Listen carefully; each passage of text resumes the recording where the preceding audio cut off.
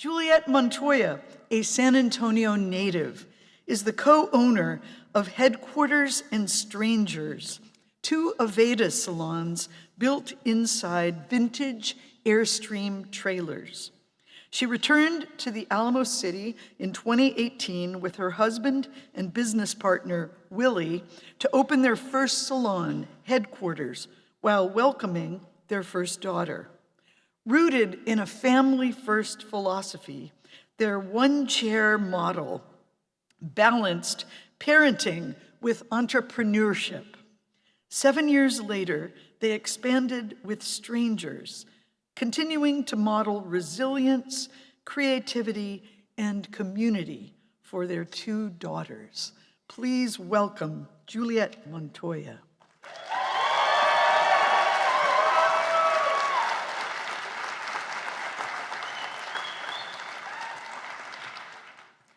Thank you, everybody, for coming, and I just want to say thank you to Tori Santos for making this a food donation event. Yes. I really think it's an amazing opportunity for our community to come together, and it shows, so thank you, Tori. All right. My name is Juliette Montoya, and I'm a fourth-generation San Antonian. This is my great-grandma Dora's home, the home my grandfather was born and raised in. It sits right along Mulberry Street, where my Uncle Drew still lives today. The more I learn about my family, the more I realize how deeply our roots are planted in this city, not just in place, but in purpose. Dora was born in San Antonio in 1900. This is a picture of her with her 4 sons. That's my grandpa there at the bottom in the Navy uniform. Somehow, they all made it home for Christmas this year. And from what I've learned, she was strong, grounded, and tender all at once, the kind of woman who made growth look effortless. If you ask her grandchildren what they remember about her, they will all talk about her victory garden. A victory garden was a way to reduce the demand on commercial farms during the war. She was able to grow her own food, conserve resources, and live more simply. Her garden modeled her, patient and resilient. Dora loved to swim at Hot Wells, the sulfur springs on San Antonio's east side. It was her escape, a little piece of peace, a place known for its therapeutic qualities. Decades later, without even realizing it, I built my own quiet tradition of going there every year on my birthday. It's a way of connecting back to her, to myself, to the city. In the last year and a half, I've found that same grounding in my own garden. What began as a hobby has become a sacred space, quiet, humbling, and full of life. I think Dora would smile knowing her great-granddaughter still finds peace in the soil in this city. When you pay attention to the plants, you will see the first sign of spring are the redbuds. Then come the intoxicating smell of the mountain laurel. Here is my favorite nursery when I took way too much time picking out the perfect Mexican white oak that I would plant in my backyard. An incredibly touching moment to know that this tree would long outlive me, that's something I'll keep tending to, others will enjoy long after I'm gone. I'm sure a lot of you out there have a picture similar to this of either yourself or maybe your little one. This is me at Kitty Park, a San Antonio landmark of laughter, cotton candy, and that familiar carousel music. That park stood for nearly a century, a place of simple joy beneath the old cedar trees. Kitty Park no longer stands where it once did, but the cedar trees do. Now my own business sits under those cedar canopies, and I often pause to notice that those same trees were witnesses to generations of joy. Having quiet moments of reflection of the funny way, I'm continually reminded of my family's long history in this city.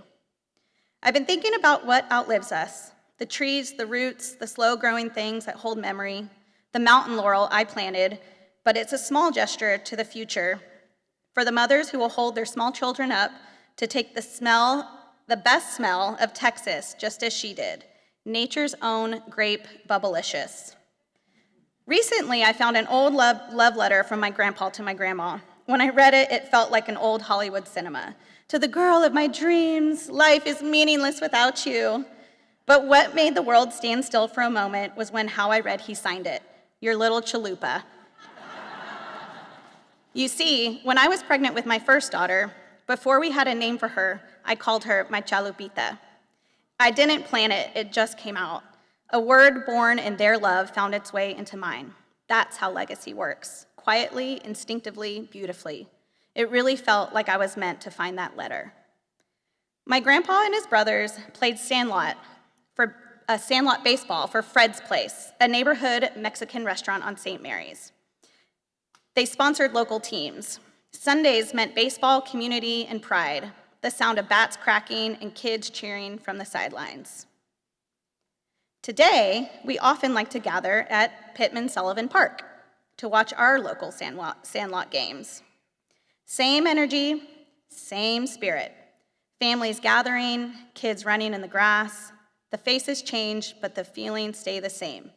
Go Tigres! This is my grandpa's second grade class at McKinley Elementary. He and his brothers were the first Mexican-American students to attend McKinley, a school that until then was only for Anglo children. They didn't make speeches, they just showed up every day and learned. Quiet courage planted deep roots. That act changed more than a school. It reshaped what belonging meant. Here is my great-grandpa Martin. He was the one who entered McKinley and simply said, "My children will be going here now." Maybe because he was a deputy sheriff, or maybe because they didn't have a good enough reason to tell him no. Either way, it changed the trajectory of generations to come. Years later, my Aunt Patty protested the building of Highway 281. She fought for the land, for the neighborhoods, for the trees that would be paved over. My aunt called my grandpa a free-thinking individual who allowed us to express our opinions. My grandmother would argue those protests were full of sex, drugs, and crazy music. And yet again, here we are, a city on the brink of another massive change. We've seen projects like this before. We know who often pays the price. Small businesses struggling to survive, families displaced in the name of progress. When thinking about the future of the city, my grandfather's words echo in my head: you just can't fight progress. I like to quiz my daughters on native plants, help them recognize what grows here and what doesn't, to be patient with our pecan trees and to notice signs of rain from the sage, that our ancestors are in these same practices and rituals. It's me and Grandma Dora and my girls. Gardening teaches gratitude for the rain that comes when it's needed, the work it takes for something to grow, and the miracle that it does it all. In a fast-paced world, the garden reminds us to pause, notice, and give thanks, to learn that it doesn't always work the way we want it to, and sometimes the abundance is so great you build community with the generosity of your garden. When I put my hands in the dirt, I feel my ancestors. I think of Dora and the cedars and my young oak reaching upward with quiet determination. My hope is that our city learns to grow like a native plant, slowly, sustainably, rooted in community, and that long after I'm gone, something still grows here, rooted in love, in care, and in San Antonio. Bravo, Juliette, that was beautiful.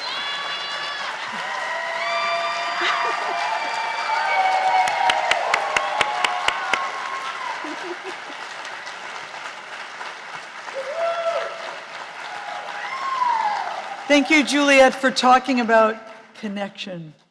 We need that. What's your favorite moment in a working day? I think my favorite moments are really when I see that client who I was with when she first got engaged, and then as we're preparing for her wedding, and then the welcoming of her first child. You really get to be a part of people's lives, maybe every 3 to 6 months at a time. And it's really special to be just kind of a constant in the continuing movement of our lives, and just to be that one person that you get to kind of share and be an audience to. And you reminded me, I met you when you were a little girl. Mm-hmm. Yeah, tonight. And I'm curious to ask this of a gardener. What is your favorite time of day? So I'll be really super specific. So last night was a full moon, the beaver moon.